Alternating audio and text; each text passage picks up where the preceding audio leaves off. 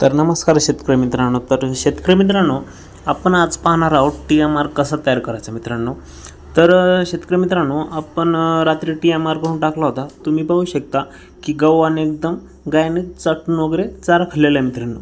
तर आज TMR कसा तयार करायचा या संदर्भात आज तुम्हाला मी माहिती देणार मित्रांनो. तर TMR नेमकं TMRने काय फायदा होतो गायांना याची पण तुम्हाला आज मी या व्हिडिओच्या माध्यमातून माहिती देणार आहे. तर मित्रांनो, आपण ही आज काढलेली कुट्टी ही सुपर नेपियर जी गिन्नी गवत म्हणतो आपण त्याला ती आणि मेथी घास या दोन्हीच्या मिश्रणातून ही कुट्टी आपण काढली मित्रांनो. तर आपला हा आहे भुशाचा स्टॉक मित्रांनो. तर वाळलेला चारा हा गाईच्या तब्येतीला एकदम चांगला मानला जातो मित्रांनो. प्रत्येक पशुपालकाकडे वाळलेला चारा हा असलाच पाहिजे मित्रांनो, कारण त्या चाऱ्यामुळे गाईला खूप चांगले पचनशक्ती वाढते मित्रांनो.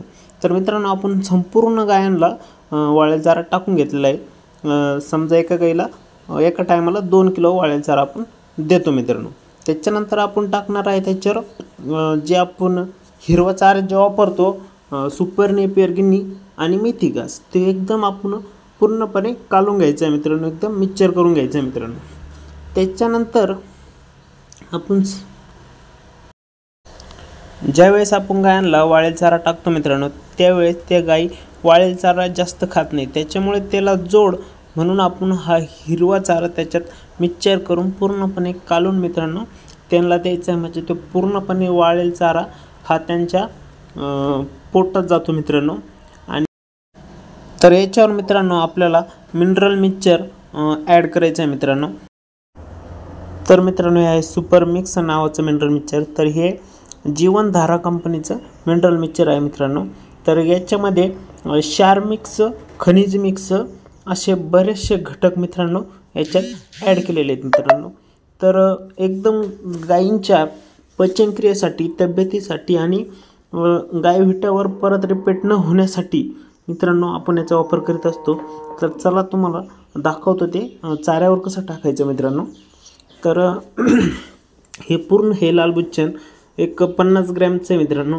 ते पूर्ण भरून एका गाईला टाकायचं आहे मित्रांनो. तर गाई चाऱ्यावर टाकलं तर हे मिनरल मिक्सचर खातात मित्रांनो. तर तुम्ही पाहू शकता हे असं चाऱ्यावर पूर्णपणे टाकून घ्यायचं आहे मित्रांनो. गाई थोडासा वास येतो त्याचा, पण ते पूर्णपणे खातात मित्रांनो. आणि चाऱ्यात टाकल्यामुळे त्यांच्या पचनक्रियेमध्ये हे ॲड होत असल्यामुळे हे लवकर एखाद्याची गाय जर मित्रांनो कमी दूध देत असेल किंवा वारंवार व्हिट्यावर येत असेल किंवा व्हिट्यावर येतच नसेल तर मित्रांनो तुम्ही मिनरल मिक्सचर वापरत चला, जेणेकरून तुम्हाला त्याच्यातून बरेचसे फायदे मित्रांनो तुम्हाला त्याच्यातून येत राहतील.